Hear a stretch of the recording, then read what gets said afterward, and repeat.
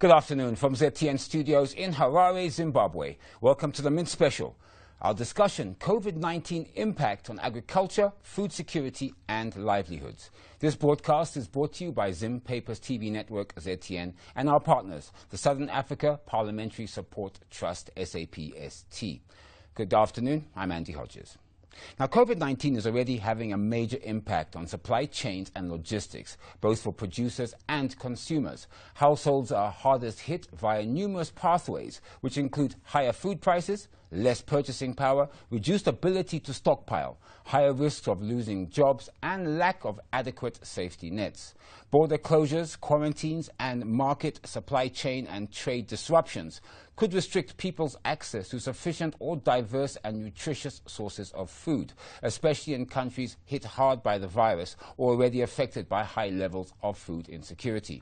Following the outbreak of coronavirus, Zimbabwe, like most countries around the world, started to implement a number of policy measures aimed at avoiding the further spread of the disease. However, such measures might affect agriculture production and trade. For instance, many countries are implementing higher controls on cargo vessels, with the risk of jeopardizing shipping activities and with a particular risk to perishable goods like fresh foods, flowers, vegetables, fish and fish products. Joining us on our show today, we have in the studio Herbert Zharare. He is the editor of The Business Weekly. And joining us on the phone during the show, we'll have Paul Zakariya, Executive Director, Zimbabwe Farmers Union, Mrs. Maivepi Jiti, Zimbabwe Commercial Farmers Union Vice President, and possibly we may find Honourable Chichawana Karamazondo from the Parliamentary Portfolio Committee on Lands and Agriculture. All right, Herbert, let's get into this. Now, one of the major issues that I think affects Zimbabwe in particular is what we can call the supply chain, both the market supply chain. In other words, getting the product from the field to the market, whether it's supermarkets or consumers. This has been a huge problem in Zimbabwe to our farmers. And of course, we've noticed that some fresh food produce, for example, is not in the shelves. Onions, for example, have disappeared recently. What would you say? Yeah, thank you very much, Andy. Yeah, if you look at the production chain of our products, fresh product, these are produced in low-lying areas, maybe a few kilometers out of Zharare.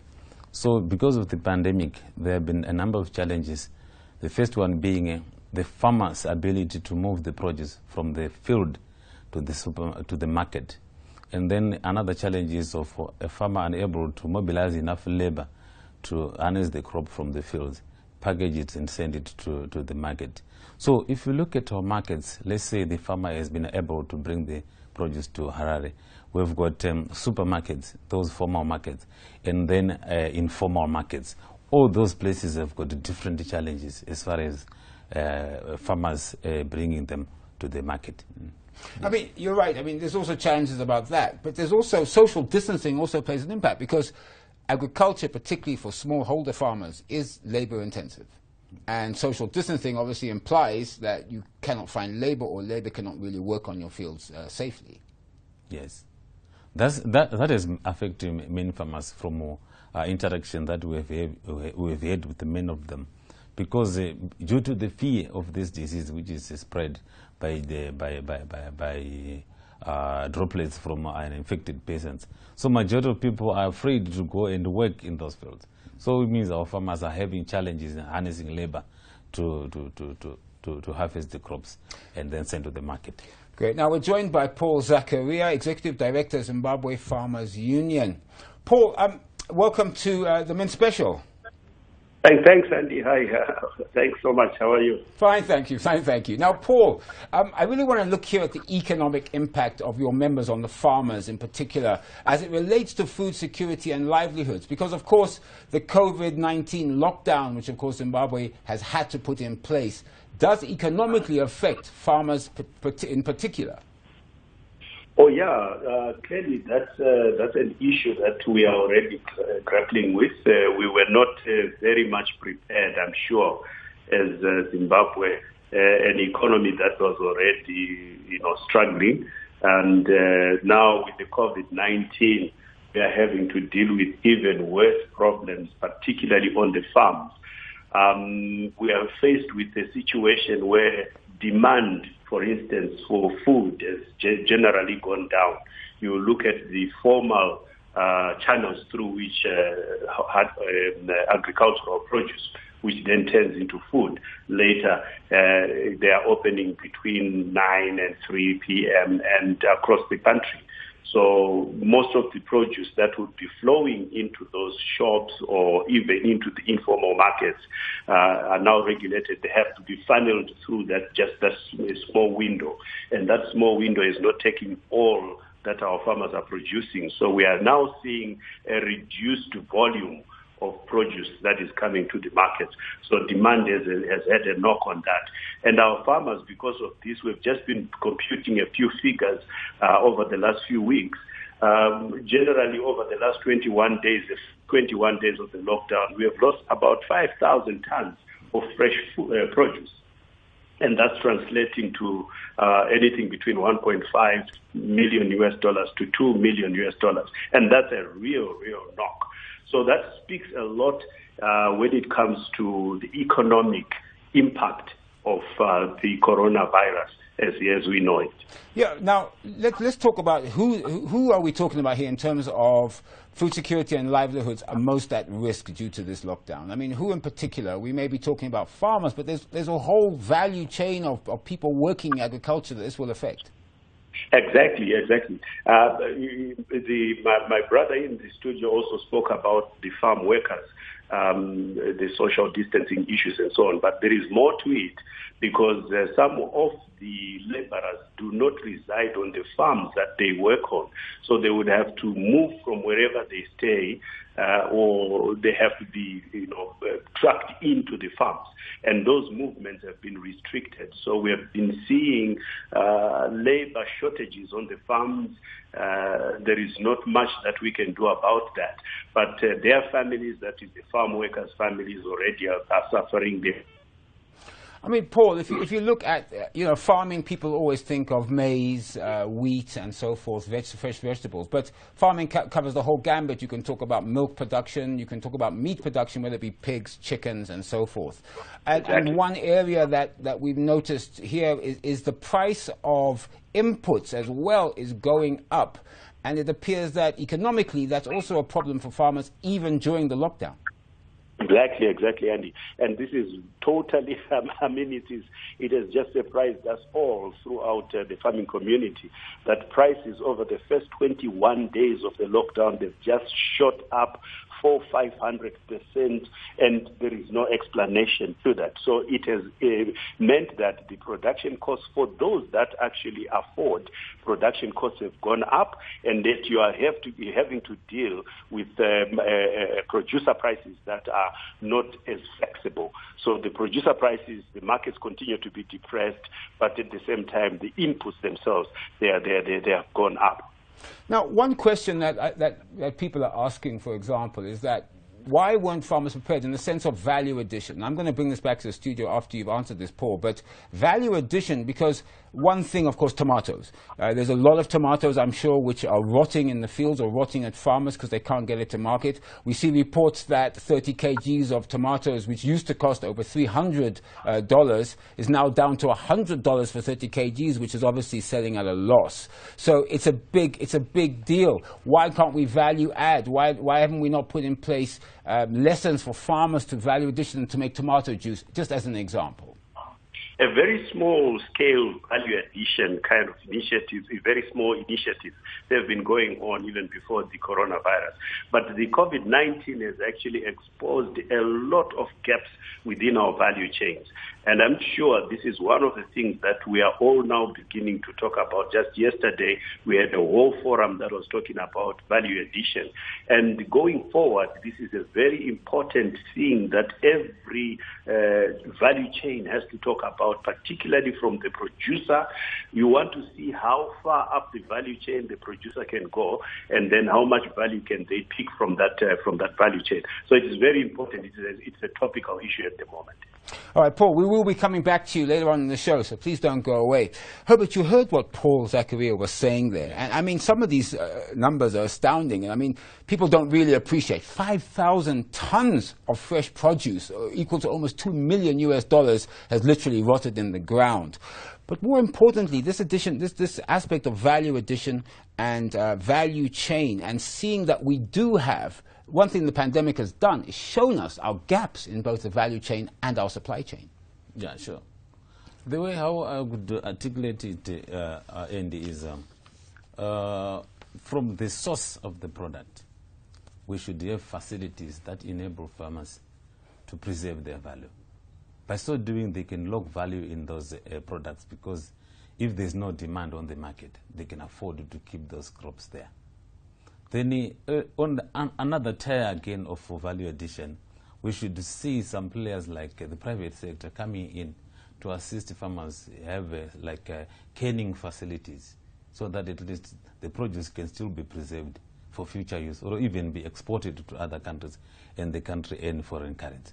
So we need to look at our traditional products like tomatoes is a great example, even carrots, guavas, watermelons, and try and see, can we make different products with them that we can export into the regional markets as well? Yes, it's very, very possible. But I think if we fail to get our mathematics right from the beginning, then it will be very impossible to act when we have got a pandemic of this nature, which strikes without notice, and people are able to take measures to protect themselves. But I think what is important, Herbert, is that, you know, fine, this is a pandemic and it's a terrible thing, and it's basically shut down our country for the last 21, 22, 23 days. Yes. But it's also time that we learn from it and we do things while we're all locked down, particularly in agriculture, looking to see what our issues. Paul alluded to this, sitting down and talking with farmers to understand where are our gaps, what should we do afterwards. And that's important, because we must prepare for the post-COVID, the post-lockdown. Yes. And we must be clear that this thing, if it happens again in the future, we'll have the value chains in place accordingly. Okay. All right, so now we're joined on the line by Mrs. Jiti. She's from the Zimbabwe Commercial Farmers Union Vice President. Mrs. Jiti, welcome to the Mint Special. Hello, how are you? I'm fine, thank you, Mrs. Jiti. Thanks very much for joining us. Now, let's get into the question. Now, there's implications for COVID-19 in terms of food security, in terms of food production, agriculture and fishery, aquaculture, supply chains and markets. What are the implications now on that, and also post-pandemic? Yeah, it is with regret that we are facing the coronavirus or COVID-19 when we are in a drought season and when we were least expecting and very much unprepared. In the farming industry, which is a critical and most essential primary producer, we have been hit hard. And we are currently experiencing several hardships which will affect even the future in as far as food security is concerned. This is not only for our country, but also the international world, especially those who rely mostly on imports. Now, you represent the Zimbabwe Commercial Farmers Union, which I would assume is more larger scale type of farming operations. What have been their major problems or major issues they've had to face during the lockdown? And what are you doing as an organization to try and improve the supply chain and the value chain going forward? Yeah, farmers, like with horticultural crops, have been hit hard and huge revenue losses. Farmers were caught unaware by the lockdown, and many farmers this time of the season is when they market a lot of products like tomatoes, rape, tsunga, and other vegetables. This is also the time they start preparations for selling and buying seeds and inputs for the season. Farmers who were at the peak of selling their products ended up throwing away their vegetables, because these are perishables. Farmers could not travel to their usual marketplaces since there was lockdown, thereby making huge losses. Have you been able to quantify exactly how much your members have lost over the last 21 days? The quantities, I can't really. And in monetary terms, maybe? In marketing terms, like in Macheke, they lost almost everything because they couldn't take their products to market places like Mbare, Musika, or Mutare.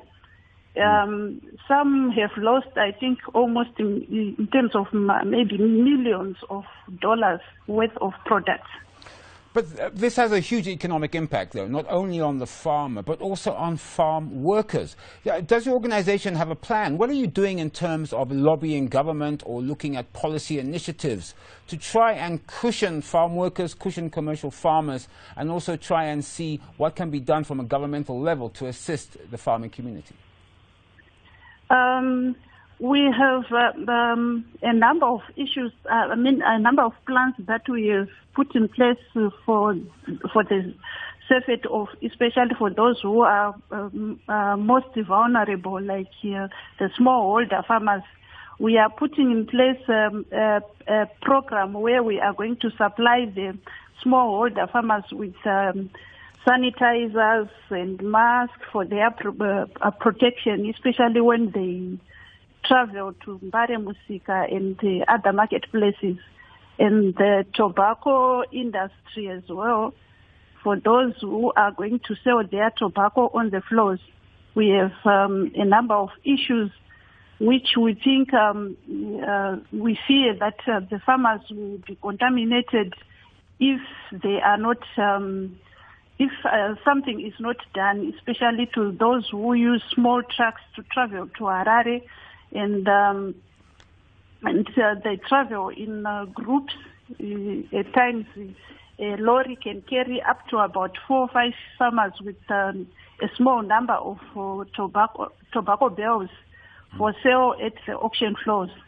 Now, one thing that we've noticed, particularly here in Zharare, Mrs. Jiti, is the fact that some farm produce is disappearing from the supermarkets. And I always use the example of onions because it's very difficult, I think, in the capital city to find an onion without paying over the top for it. That implies that there is a problem either getting product to market or the product is not there. Which one is it? Yeah, the product is there, but farmers were not able to access letters from the vet where they were getting a letter so that they can travel to their usual marketplaces. Supermarkets, they take very small quantities of the produce that the farmers produce. So farmers rely mainly on big auction, on big markets like Mbare and Mutare and other cities like in Bulawayo, where they sell in large quantities. Because what happens is the farmers go to the market, and then the local people in the towns, in the locations, they travel to Mbare and buy those stuff for resale to the community in their areas. So it wasn't happening because of the lockdown. People were not allowed to travel outside, even to travel to their markets. So it has been quite a huge loss, especially to the vegetable farmer, those who were doing horticulture. All right, Mrs. Jiti, don't go away. We will be coming back to you later on in the show, but thank you for that. Herbert, I think I want to just talk about policy here because it appears that every single sector in Zimbabwe, in the Zimbabwean economy, is obviously appealing to government for some form of financial support. And of course, agriculture is such a backbone of the Zimbabwean economy, and they're asking for this. But the fact is that there is commodity agriculture that's already there, it's already budgeted for, but that doesn't really cover all the farmers, does it? Yeah, sure. If you look at the distribution of resources under command agriculture, I think it's specific, it's sector specific. It touches on, of late it has been touching on cereals.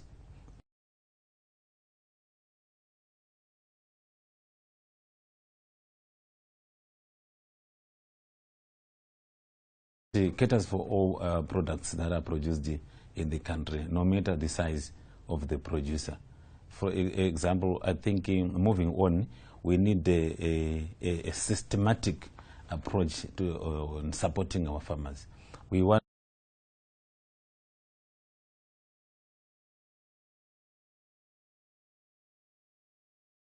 business has been affected.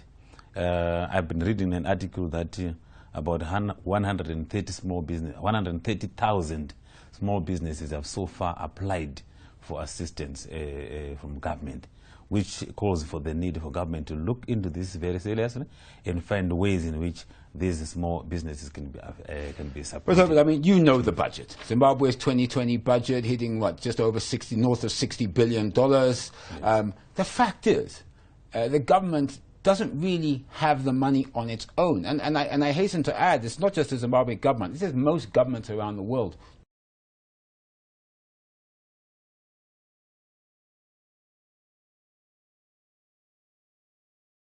Do you think that the Zimbabwean government will be able to afford this, particularly in relation to food security?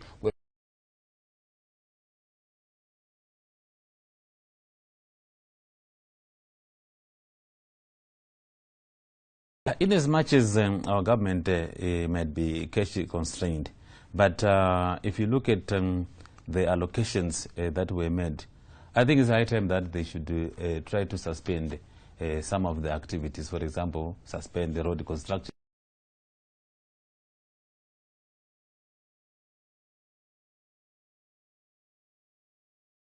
The pandemic. Well, let's face it, everyone wants to eat.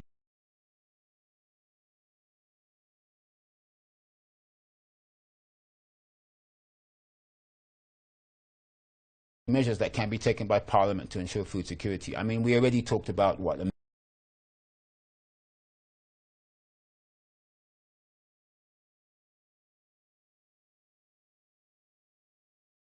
to import as well. I mean, do you think that the Parliament or the Zimbabwe government has policy constraints or policy issues they can implement now to help?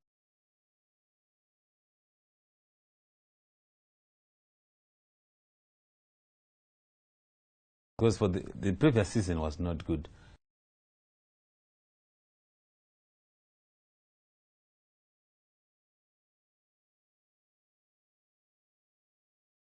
And provision was made for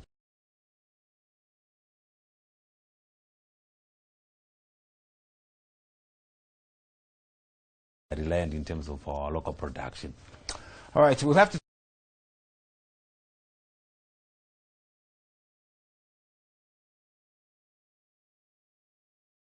The podcast is brought to you by Zim Papers TV.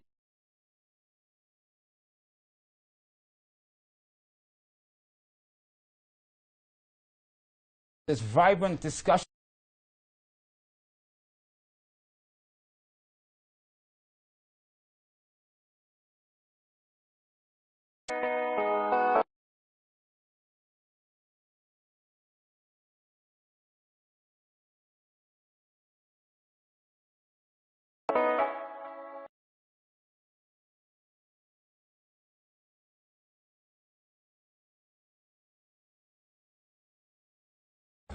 This broadcast is brought to you by Zim Papers TV Network ZTN and our partners, the Southern Africa Parliamentary Support Trust, SAPST.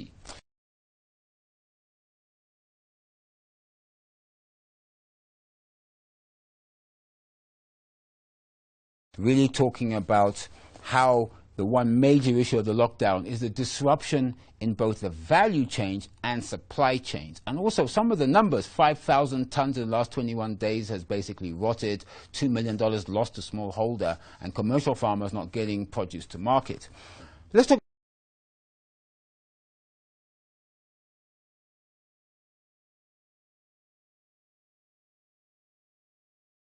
in some instances. Yeah. That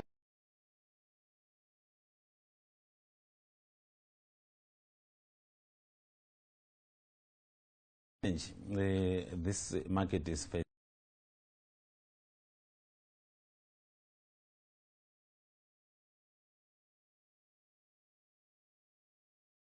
60 to 70% of our people are in the informal sector, and these are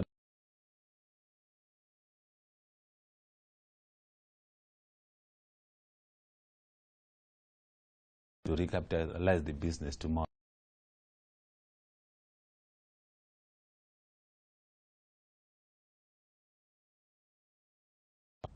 So we have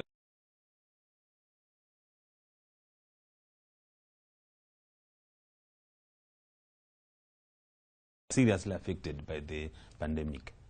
Okay, we're joined again.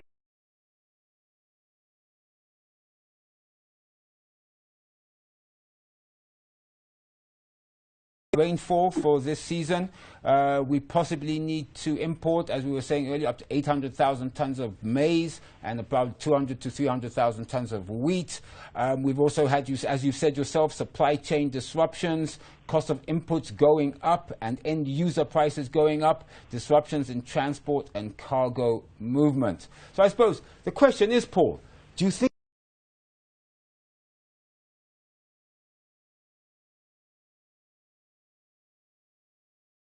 because you then want to say food from which sources, if it is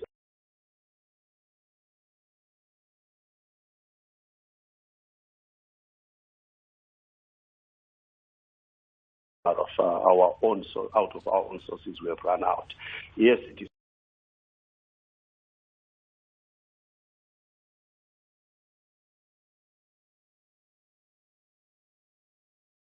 And productivity. But anyway, this is spilled water already. The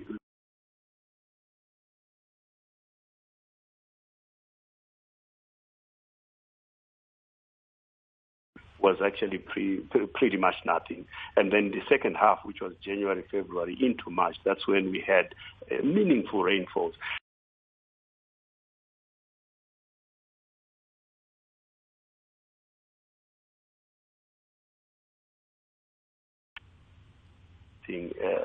At this point, what we know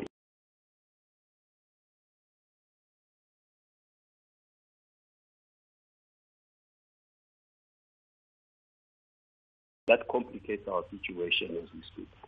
Now, Paul, one area, of course, which I'm sure your members and farm workers in particular are worried about,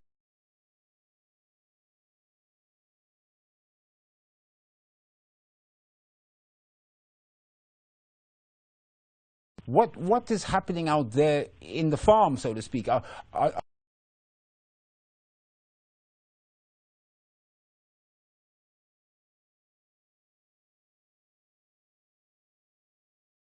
particular, the reduced demand is definitely going to translate into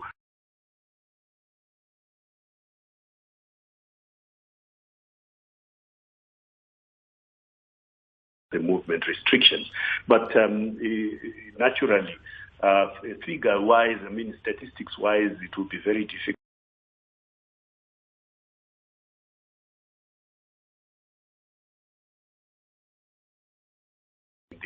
Their form of employment, and then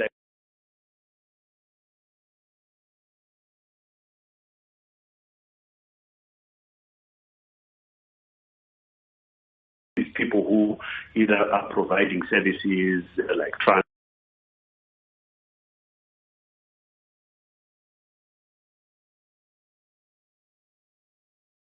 stuffs, the middlemen that.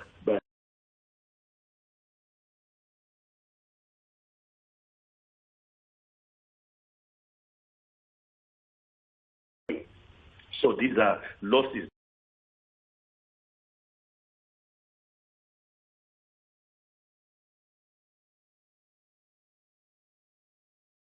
See the impact on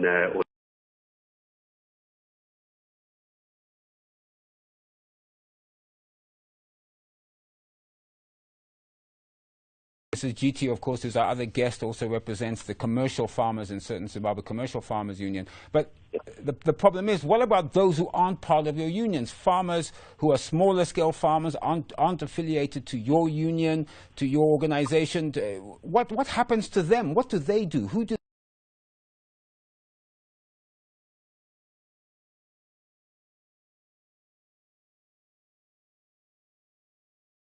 earlier on, the COVID-19 has exposed serious gaps. You can imagine the number of people that are now calling our offices, getting in touch with our field staff.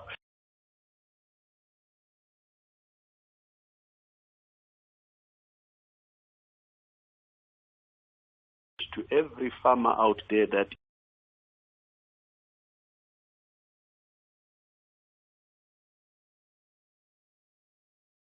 have serious problems like these, that people want to belong. And we really want to say, even when times are good, it's very important to belong somewhere, and that we amplify our voices and that our issues are heard. Together we can make a huge noise, and we can impact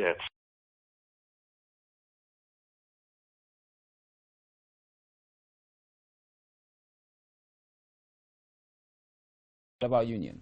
Clearly, Andy, for now, this is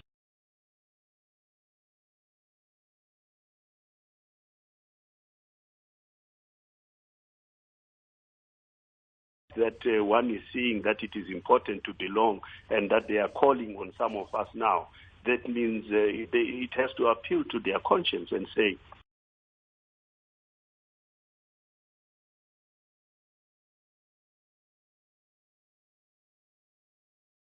it may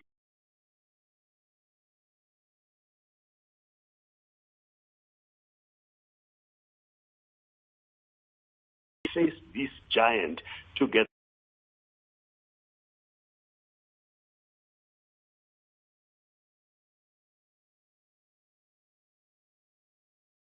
Form of stimulus package to farmers. Can you take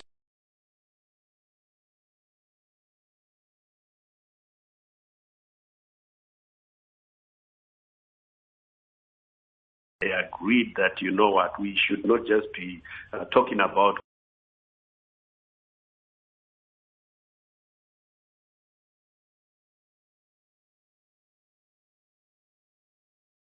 of possibly indiscipline in the markets.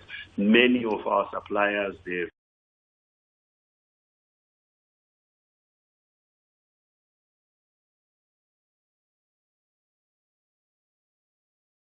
fail, they would negatively affect the life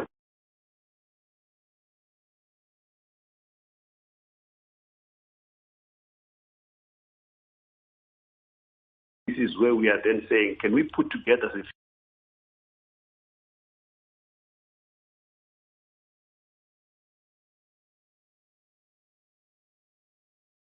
for evidence of how much is required to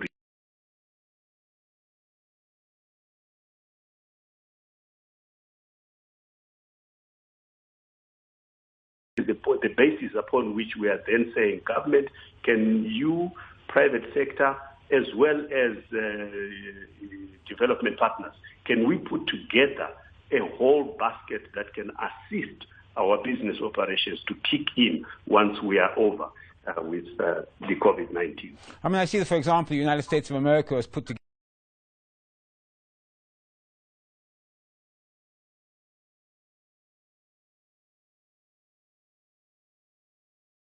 institutions and banks in terms. Now, they need confidence. So we need to build other, strategies, safety nets, and etc. for financial institutions to boost their confidence, so that we go through it together.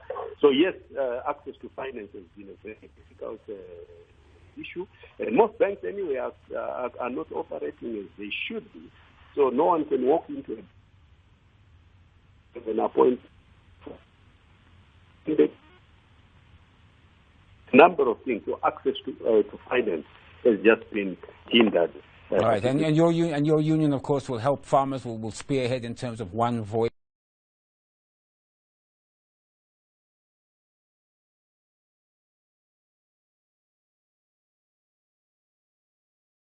Paul, thank you very much for joining us here on the Mint Special. Pleasure. Now, Herbert, that's a very important point about the finance side of it, because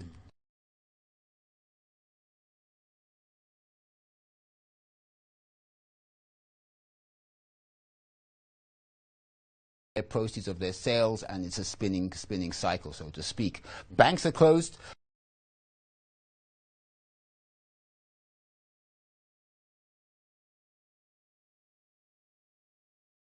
If we look at our farmers, maybe we can go a little bit further and touch other crop of farmers, like say tobacco farmers, maize farmers.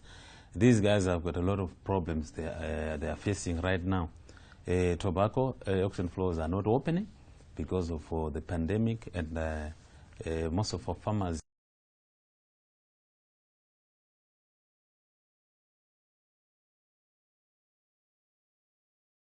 fetch good prices on them.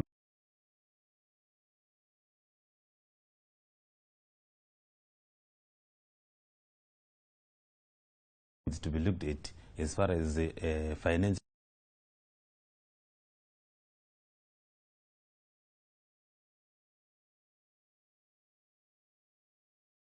Discussing right now, given that those several tons, about 5,000 tons.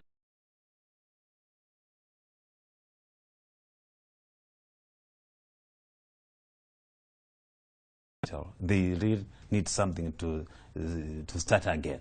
So there's definitely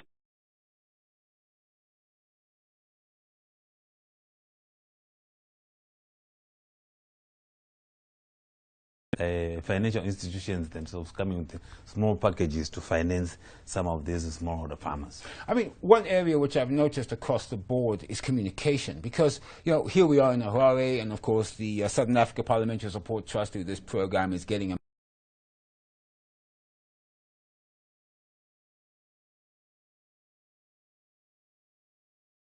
they really are grasping for information, and they're not really getting the true picture that's happening on the ground. How do you think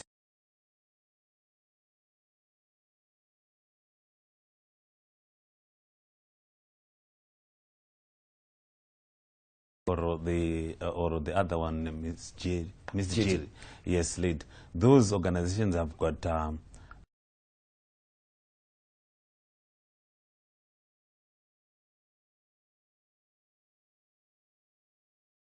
packages are in place so that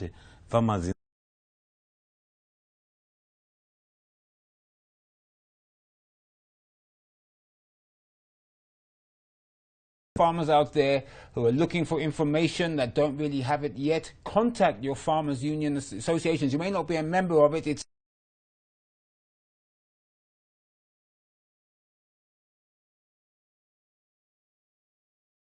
different unions can assist you, and also obviously you can also get hold, I'm sure, of your district offices, government, I'm sure through the Ministry of Agriculture can also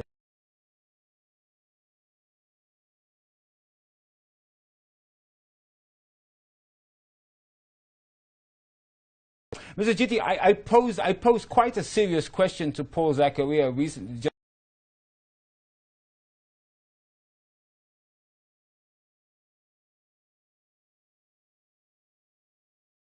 To markets and getting our products to market, and about products disappearing off the shelves, and of course the high prices, which is obviously constraining consumers being able to purchase them. And I asked him quite bluntly, will Zimbabwe run out of food? What do you say?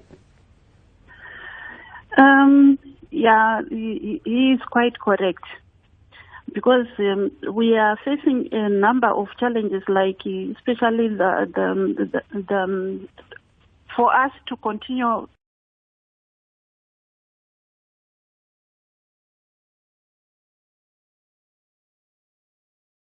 the maize price, which was pegged at 12,000.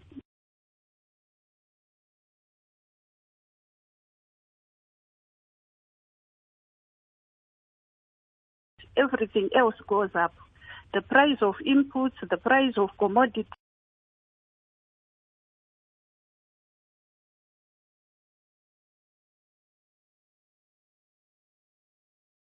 Dollar rate. So whatever is sold, like if you want to buy anything for your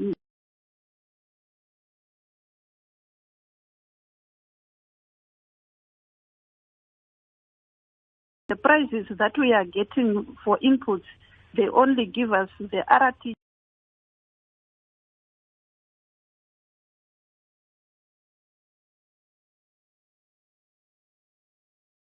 Paul Zakariya about access to finance and commercial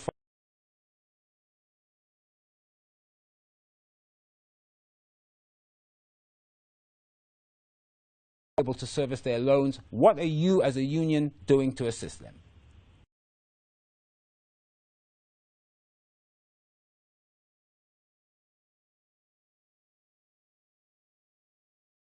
So the problem was that the interest rates which were being charged by the banks was just too high for the farmer to be able to service his or her loan. And also, the banks were not issuing any loans to the farmers because if a farmer wants to get a loan from the bank, they are asked for collateral. And to look at the farmers that we have, most of them, they don't have that collateral. And also, most of them, they live on the farms and they were taking their farms as their property. So they were not able to, or they are not able, and they can't even afford, some of them, to buy properties in Zharare or in other towns. Okay, I have one final question for you. Unfortunately, we're coming to the end of our show, but I'll ask you this question. Number one, what are your recommendations in terms of to government or to farmers and how to mitigate the risks of the pandemic on food security and nutrition? And the second question is the steps you're taking to encourage your members to protect themselves and flatten the curve, as it said, to fight corona. Yeah, we are encouraging farmers, especially the smallholder, whom we think have got, they are more vulnerable to the pandemic, and also they rarely get the information because some of them live too far away from. They live in remote areas where they are not accessible to any news, any form of. To get information, like they don't have radios. Some of them, they've got the phones, but they can't get on internet to get information. So we just encourage the farmers not to give up, but we have to plan and produce what we can by maybe be ready for when this pandemic is over. We appeal to our government to make it easier and possible for farmers to continue producing by not demanding farmers to pay especially the loans for this season only, or maybe they can carry them over. You're looking at the form of moratorium of farmers' loans that's what you're calling for? Yes. Okay. All right. Yes. Mrs. Jiti from Zimbabwe Commercial Farmers Union, Vice President, many thanks for coming on the Mint Special today. And I'm now integrated Zimbabwe Commercial Farmers Union. I'm no longer in Integrated Commercial Farmers Union. My apologies. But anyway, you've given us some very good points to think about, and we really appreciate that. Thank you very much indeed. Thank you very much. Right, Herbert, you heard what's happening there, and you know, it's interesting, but one thing I did like is the farmers' unions are saying, we're in this all together. All of you come, we'll help you if we can very quickly, and hopefully they will be able to help farmers at least and help the nation because food security is so important. Yeah. Right, you have been watching the Mint Special, our discussion today, COVID-19 impact on agriculture, food security and livelihoods. We'd like to thank our guest, Herbert Zharare, editor of the Business Weekly. He's here in the studio with us. We'd also like to thank Paul Zakariya, Executive Director, Zimbabwe Farmers Union, and Mrs. Jiti from the Integrated Commercial Farmers Union as well. And unfortunately, we weren't able to get hold of Honourable Tichawana Karimazondo from the Parliamentary Committee of Lands and Agriculture, but I'm sure that we will be hearing from him in future programming. This broadcast is brought to you by Zim Papers TV Network, ZTN, and our partners, the Southern Africa Parliamentary Support Trust, SAPST. Now, if you have any comments on the show or any of the programming on ZTN, please contact us through our Facebook page, Zim Papers TV Network, or through our Twitter account at ZTN News. We'd love to hear from you. Now, growth in the agricultural sector has been found on average to be at least twice as effective in reducing poverty as growth in other sectors. Food insecurity, often rooted in poverty, decreases the ability of countries to develop their agricultural markets and economies. Access to quality, nutritious food is fundamental to human existence. Secure access to food can produce wide-ranging positive impacts, including economic growth and job creation, poverty reduction, trade opportunities, increased global security and stability, and improved health and health care. With an ever-increasing population, it is essential that everyone has access to the food and drink they need to survive. I'm Andy Hodges. Goodbye, and you all be safe.